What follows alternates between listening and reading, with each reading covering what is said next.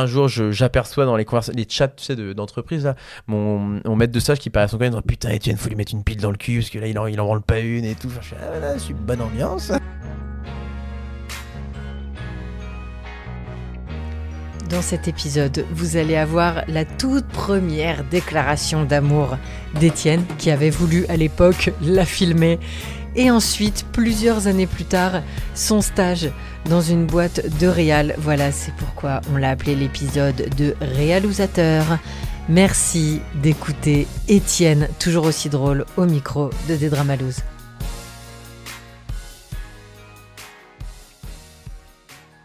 Première loose, du coup, mon premier râteau, qui est assez particulier et que je trouve assez marrant. J'étais fou amoureux d'une meuf, c'était en 4e. Fou amoureux de cette meuf-là. On se connaissait un peu, mais vite fait. Et elle habitait dans la même rue qu'un de mes meilleurs potes. Et tous les lundis soirs, moi j'allais chez mon pote, on traînait chez lui. Et quand je rentrais, je la croisais toujours, parce qu'elle rentrait à cette heure-là, quoi, chez elle. Et un jour, je m'étais dit, putain, je vais lui demander de sortir avec moi quand on se croise. Bon, déjà, c'est un bail quand même hyper chelou de dire, c'est tellement la bonne idée. Salut, tu sortir avec moi? Putain, ça se faisait comme ça. Ça se faisait un peu comme ça. C'était facile oui. À l'époque, putain. On n'avait pas besoin d'Instagram. Exactement.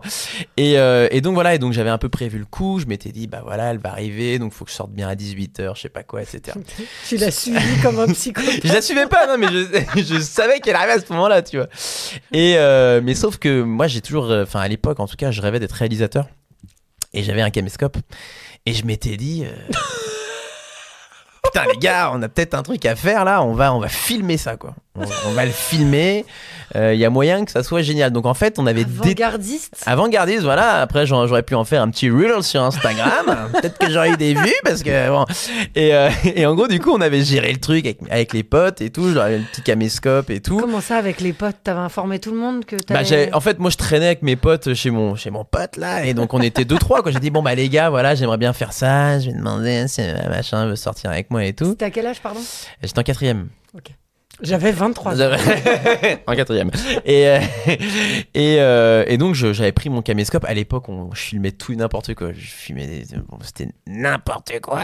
Mais là, je m'étais dit, bah attends, c'est un peu marrant. Et puis, en vrai, je pense vraiment que j'osais pas me le dire, mais en fait, c'était une manière pour moi de dédramatiser le délire. Oui. De me dire, au pire, je me prends un râteau, mais au moins, j'ai un bête de souvenir. Non, c'est filmé. J'envoie une vidéo gag. Ouais, grave. Mais donc, du coup, juste avant, je dis, bon, les gars, faut qu'on aille checker et tout. On avait fait des repérages et tout. Je dis, faut que je lui demande là. Donc, c'était dans une rue, il y avait une sorte de garage. Je lui dis, bah, faut que je lui demande devant le garage. Et vous, si vous allez vous cacher là, derrière la porte. Enfin, il y avait une sorte d'entrée d'une résidence et tout. Il se cachait comme ça avec la caméra et tout. Donc, vraiment, tout était nickel. On avait juste pas de micro, quoi. Donc, bon, je pense ça. Et donc on est prêt et on est là donc sur cette petite résidence qui donne sur cette rue et en fait de la résidence on peut voir un peu plus loin la fille arriver. Donc c'est bon, elle arrive et tout. Donc moi je cours me remettre comme si je sortais de chez mon pote et vraiment je fais genre je sors de chez mon pote et tout et je marche en mode stressé ou excité? En vrai j'étais archi stressé, je pense. J'étais archi stressé, mais je pense que dans ma tête je me disais vraiment vas-y pour le cinéma. En vrai, je pense que j'y allais un peu défaitiste déjà. Hein. Je savais que ça allait pas être glorieux.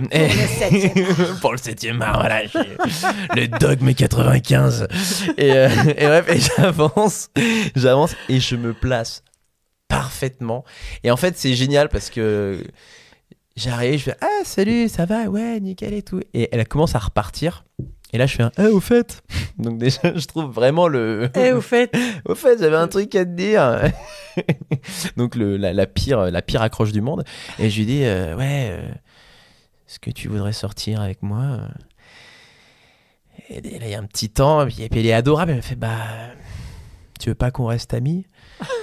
Et je lui fais on n'est pas amis en fait. Pourquoi t'as dit ça? Bah parce qu'on n'était pas vraiment amis, donc j'étais là, bah attends, pour moi c'était un peu la phrase pétée, tu vois, tu es en train de me dire phrase pétée, hein. Bah je vais te remettre face à la réalité. Ça va de la répartie. Je vais te mettre face à la réalité, on n'est pas potes, tu vois, donc et là elle me dit hyper sympa, bah si tu veux, on peut essayer de le devenir. Et moi j'ai fait ok, ouais, super. Génial. Et on check. Allez, check, vas-y. Et on s'appelle frérot. Et on est parti chacun de notre côté. Et là, j'étais là un peu abasourdi, mais en même temps abasourdi, mais en vrai. Ça y est, je l'ai dit, je l'ai fait. Ouais, et puis tu t'y attendais. Bah, j'étais pas un king, hein. Je l'ai jamais vraiment été d'ailleurs. Donc là, enfin, voilà, je savais que voilà, ça allait pas le faire en vrai. Et là, je commence à entendre derrière moi des pas. Donc mes potes qui arrivent en cours, donc je me dis putain, si elle se retourne, c'est sûr, elle les gaule. Et heureusement, elle s'est pas retournée. Là, ça aurait été maxi loose et ça aurait été super. et là, on arrête. Donc, je tourne la rue. Je dis putain, les gars, machin et tout. Faites attention, putain, elle est encore dans la rue et tout. Ouais, mec, putain. Et plus de batterie.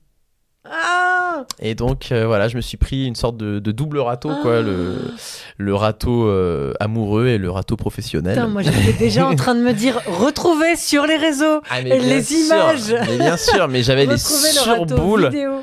Et en fait, peut-être que c'était mieux comme ça. Et en fait, je crois que j'étais presque plus déçu finalement de pas avoir la vidéo que du râteau, quoi. Mais bon, c'était aussi un moyen de faire. Mais bon, c'était vraiment. Mais voilà, donc double déception. Mais alors que ça aurait pu être un dans banger. La boîte, maintenant, c'est dans des Dramalous. Donc, il y aura eu quand même son petit succès. Parce que t'imagines quand même si j'avais filmé que la meuf avait dit oui, on se serait embrassé, il y aurait eu de la musique qui serait arrivée et tout. Là, ça aurait été un banger, tu vois. Elle s'appelle comment? Ou elle s'appelait? Oui, parce que je l'ai tuée après. Non, bah elle s'appelait Lucille. Meuf très sympa d'ailleurs. Puis après, en fait, on s'entendait plutôt bien. On se connaissait déjà depuis longtemps. Et vous êtes devenus potes ou pas? Semi-pote. Après, j'ai écrit un film. J'ai écrit Matrix la parodie. 50 pages de parodie de Matrix écrit par un mec en 4ème. Je peux te dire que ça envoie sévère. Évidemment, je l'avais mis dans un des rôles. Et j'ai retrouvé quelques rushs là récemment et c'est bien de la merde. Ah, donc elle a joué après dans ton petit truc. C'est ça, 4ème. dans un petit film qu'on avait fait. Et en fait, on l'a jamais terminé. On a fait 4 séquences. Dont un pote que j'ai mis en blackface quand même pour faire Morpheus. Bon, à l'époque, c'était pas. C'était normal. C'était classique. Et voilà, et c'est ça qui m'a donné. Parce que là où tu as grandi, il n'y avait pas de noirs. Pas beaucoup. Dans mon lycée public, hein, mais il devait y avoir 2 noirs. D'accord. Donc ouais, c'était pas. Mais bon, ouais. Voilà quoi. Pas un énorme casting, ouais. Et donc voilà, et puis c'est peut-être ça aussi qui m'a donné envie de faire du cinéma. Et d'ailleurs depuis, je ne fais pas de cinéma. Voilà. Non, ah, merde.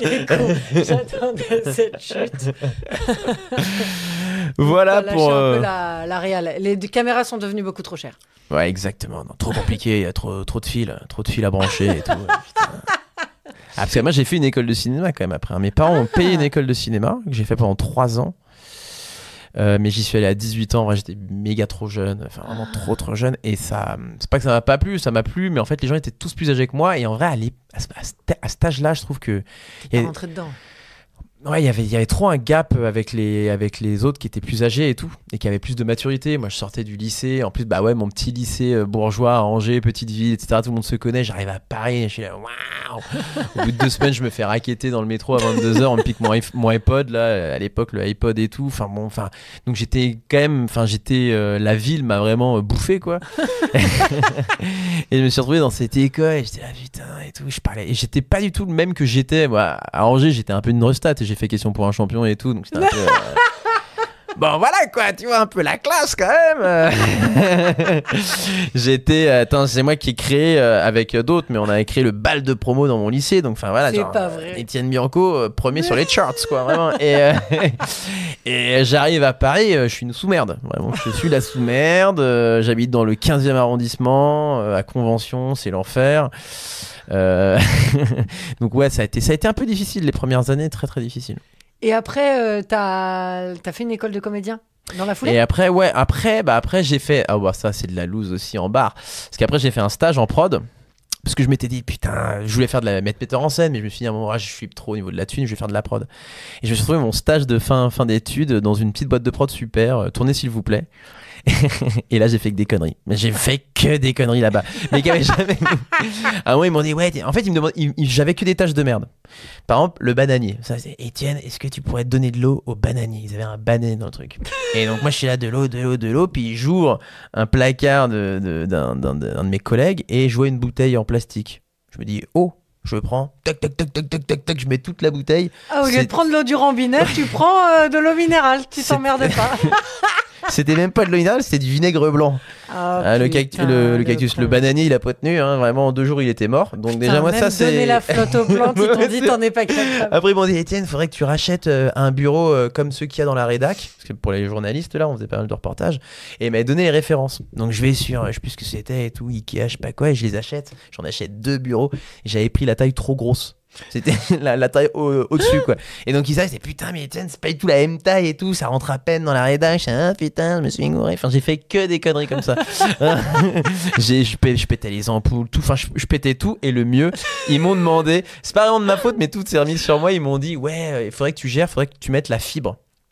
Alors, tu gères un peu le truc, t'appelles Orange, il faut installer la fibre. Ils t'ont nommé homme à tout faire, alors que tu sais faire probablement plein de trucs, mais pas les petits trucs de débrouille. Ouais, c'est exactement. Ils sont vraiment gourés sur toute la ligne, les mecs.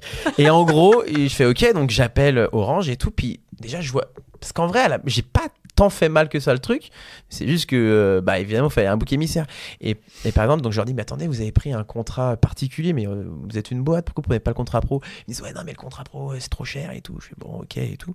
Donc j'appelle Orange, il y a un mec qui arrive, etc. Il fait tout le truc de la fibre. Donc pour moi, tout est nickel. Et en fait, en mettant sa fibre, il fait sauter tout le standard téléphonique. Pendant 2 semaines, il n'y avait plus de standard. C'est-à-dire que les gens ne pouvaient plus appeler personne. Et évidemment, tout m'est retourné sur la gueule. Donc, il disait, Etienne, putain, faut que tu appelles Orange et tout. Donc, j'appelais Orange. Je disais, oui, écoutez, on est une boîte. Puis, il disait, mais je comprends pas. Vous avez un contrat particulier. Oui, c'est-à-dire qu'en fait, il y a eu une mésentente sur un quiproquo. Et les gens me regardaient vraiment. Ils pétaient des câbles. Et tout le monde s'était dit que c'était de ma faute. Alors qu'en vrai, c'est pas moi qui vais mettre les boutons, quoi. C'est le mec de... Et quand me suis barré de cette boîte, j'étais un peu sur liste noire. Hein. J'avais d'ailleurs aperçu un moment les Ils chats. t'ont pas tège, c'est toi qui es pas... Non, je me suis barré. Mais c'est vrai que j'avais... Oui, parce qu'à l'époque, j'étais avec une meuf. Et je suis resté 1 mois avec elle, mais du coup, on se couchait méga tard. Donc j'arrivais, j'avais dormi 4 heures et tout. Et puis je m'endormais. Je m'endormais dans l'open space. J'étais là, comme ça, je dormais, j'en ai rien à foutre. Donc eux, ils hallucinaient, quoi, et tout. En plus, à l'époque, j'étais rédacteur d'un webzine qu'on a créé avec des potes. Et comme j'avais tellement pas de taf, moi, je faisais mes articles et tout. Donc ils hallucinaient. Il y a un mec qui bossait sur d'autres choses que leurs trucs à eux et tout. Donc bref, c'était pas très apprécié. Puis c'était de l'open space, quoi. Et puis, un jour, j'aperçois dans les chats, tu sais, d'entreprise, là, mon maître de stage qui paraît à son coin, il dit, putain, Etienne, faut lui mettre une pile dans le cul parce que là, il en branle pas une et tout. Enfin, je fais, je suis bonne ambiance. Comment t'as fait pour voir ce qu'ils écrivaient sur toi? T'es allé sur son ordi? Parce qu'en fait, un jour, il était pas là. Il me dit, va sur mon ordi, il faut que tu checkes un truc. Et en fait, son ordi était allumé depuis la veille, tu vois. Et donc, je vois, puis je vois ça. Il me dit, mais t'es con, mec. Enfin, ou alors, c'était un message subliminal. Ouais, il osait pas te le dire. Ah putain. Et finalement, en partant, quand je me suis barré, j'en avais gros sur la patate, en vrai. Et je leur ai envoyé un mail en leur disant un peu, bon, merci pour ces 6 mois et tout. Malgré, et là j'ai balancé toutes les tâches de merde qu'ils m'ont donné et tout. Ouais, bon, c'est vrai que j'ai fait ça. Bon, c'est vrai que j'aurais préféré peut-être faire ci, faire ça. Mais je l'ai fait de manière un peu aigre-douce, tu vois, un peu marrante, tu vois, en mettant un peu d'ironie. Et là, moi qui étais la grosse merde de la boîte, ils m'ont tous envoyé un mail en disant, putain, Étienne, mais c'est excellent ton mail, putain, on est vraiment désolé, putain, si on avait su, on t'aurait donné d'autres tâches dans l'écriture, des trucs machin et tout, c'est vrai qu'on s'est pas intéressé à toi et T'as tout. pas regretté de pas avoir fait des points avec eux pour... J'ai archi regretté parce que le journalisme m'aurait trop fait kiffer, quoi. Et j'aurais pu bosser dans le journalisme, faire des reportages avec eux parce et en fait mon maître de stage, j'ai gardé un petit peu contact après pour un petit temps parce que je m'entendais très bien avec lui malgré le coup de la pile dans le cul et il m'avait dit ouais, en vrai on en a parlé et tout et ils se sont dit qu'ils regrettaient vachement, qu'ils t'auraient donné des jobs plus intéressants, plus dans le journalisme et moins dans la régie, parce que moi je me faisais chier, quoi, à faire des feuilles de route et tout, machin. Et donc ça, je l'ai vachement regretté. Les big boss arrivaient 1 mois après que je sois arrivé, parce qu'elles n'étaient pas là et tout. Et mon maître de stage me dit, voilà, il faut que tu fasses des feuilles de route pour 10 tournages. Et donc il me donne cette mission à faire. Et moi, c'est mes premiers jours, je suis archi chaud, je fais ça la journée, quoi. Je fais que ça. Et à la fin, je disais, bon, j'ai fait. Il fait, ah bon, mais t'avais 2 semaines pour faire ça et tout. De fuck et tout, machin. Et après, il savait. Et je pense que lui, il n'était pas rodé aussi. S'il était jeune, il avait 1 an de plus que moi en vrai. Il savait pas quoi te donner là. Il savait pas quoi me donner. Et donc en fait, pendant 2-3 semaines, j'en branlais pas une. Mais aussi parce qu'on me mettait ça, je me donnais pas trop. Puis du coup, moi, ça me met dans un mood où en vrai, j'ai pas envie de bosser, tu vois. Et quand les boss arrivent, elles sont au courant de tout. De tout ce que j'ai fait et tout ce que j'ai pas fait. Et par exemple, j'ai fait 2-3 petites merdes, tu sais, des micro-merdes, vraiment des trucs. Oui, je me suis gouré sur je sais pas, une adresse. Je me suis gouré, mais je les ai rappelés direct. Ça a pas eu un impact sur le tournage ou quoi. Et tout ça, ils étaient au courant. Je me dis, putain, ça parle quand même très vite. Pour des petits trucs sans m'en parler avant, et je trouve ça abusé. En plus moi je suis stagiaire, donc évidemment que je fais des erreurs, limite dites-les moi et tout, tu vois. Et il ne t'en parlait pas à toi? Là c'était, par exemple, ça c'était un truc, c'était pas moi, c'était pas mon maître de stage qui devait m'en parler, c'était une journaliste sur un tournage, et en fait j'avais fait 2-3 merdes, des petites merdes, et en plus j'avais arrangé le coup pendant le truc et tout, donc ça, je te dis, ça avait pas eu un énorme impact. Mais en fait, au lieu de me dire t'as fait de la merde Étienne, il faudrait plus que tu fasses comme ci, comme ça, elle l'a dit direct à la boss en fait, qui me l'a dit. Oui, j'ai appris que t'avais fait ci, que t'avais fait ça. Puis parfois mon maître de stage, mais j'étais vraiment trop gentil, il faisait des merdes et il me les mettait sur le dos aussi. Non. Ouais, ça c'est vraiment putain, ça c'est pas cool. Mais ça, en fait moi j'étais tellement gentil et je voyais bien que même lui il était un peu en galère parce que je pense de peut-être être son premier stagiaire, peut-être son deuxième, tu vois, mais et en fait, je sais pas, je sentais que j'encaisserais mieux que lui, tu vois. Dans ma tête, je me disais, vas-y. Allez, vas-y. Ouais, bah, allez, franchement, je suis un stagiaire. En vrai, j'en ai un peu rien à foutre. Je sens bien que c'est pas le job de mes rêves, tu vois. J'ai pas envie de me battre pour ça. Donc, vas-y, balance sur moi, en fait. Je suis un paratonnerre, quoi. Cool. Bah, après, ça fait chier sur le coup, en vrai, tu vois. Mais bon. Mais à l'époque, ouais. Je faisais beaucoup la teuf et tout. Je me couchais méga tard. J'arrivais éclaté. C'était cool. C'était une bonne période en même temps. Marrante, hein, mais...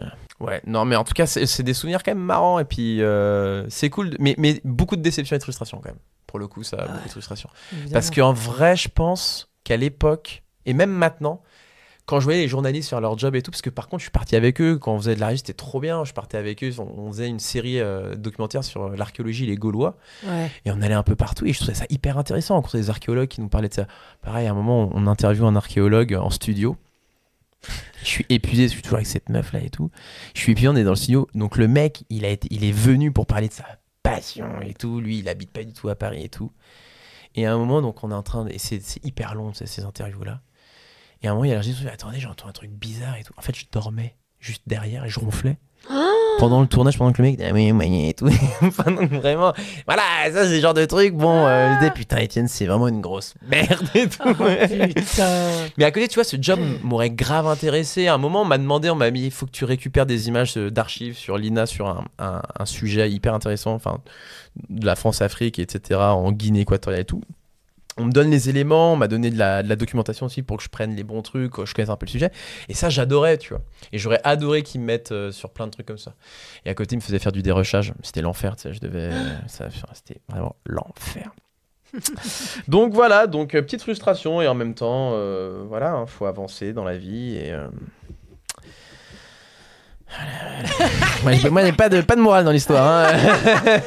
Si, la morale, on l'a. Il faut communiquer. Il faut en temps réel. Exactement. Exprimer ses besoins et dire ce qu'on a envie de faire, absolument. Ah ouais, de ouf. Ouais, mais ça répare l'ego quand même, parce que tu ressors avec un truc où tu sens que les gens te voient comme un boulet. Et au moins, au dernier moment, tout le monde se dit « Ah putain, en fait, un mec qui déchire. » Franchement, ouais, parce que je pense que j'étais sur liste noire, parce qu'ils me disaient qu'ils avaient une liste noire et tout. Et là, en vrai, ça a grave remonté. Puis j'étais très pote avec mon co-stagiaire. Et donc lui aussi m'en parlait pas mal. Il m'a dit « Mais en vrai, Étienne, ouais... Là, en fait, on se souvient bien de toi et tout, mais bon, pas forcément pour les... Enfin, on se souvient pas de toi pour les mauvaises choses. Les gens se disent c'était un mec cool, c'est vrai que j'ai toujours été sympa, j'étais toujours pro aussi, j'ai jamais voulu être pote avec les gens, etc. Et c'est là où il y a un journaliste qui m'a dit mais mec, toi, je te sens pas trop à faire de la prod, de la régie et tout. Pourquoi tu fais pas du théâtre, je te sens vachement à l'aise là-dedans et tout. Et en fait, c'est un peu ce mec-là qui m'a mis un peu là. Alors que je kiffais déjà, évidemment, j'y pensais déjà un petit peu, mais c'est lui qui m'a dit d'extérieur comme ça, mec, je sais pas, fais du théâtre et tout, quoi. Et en fait, c'est à ce moment-là, du coup, que je suis entré dans un petit conservatoire et après l'école et voilà, quoi. Excellent.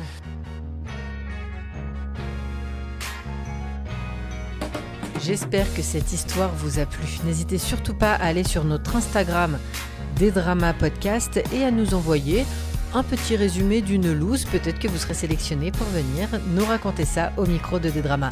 Et n'oubliez pas, si vous travaillez dans une entreprise avec des bureaux, avec des gens, avec des chemises et tout ça, sachez que mon agence s'appelle Aux Éclats. Vous pouvez tout retrouver sur ozecla.net, ozecla.net, et nous proposons des formations, des team building, des animations, du spectacle sur mesure et surtout des murder parties immersives avec comédiens. À très vite avec Aux Éclats.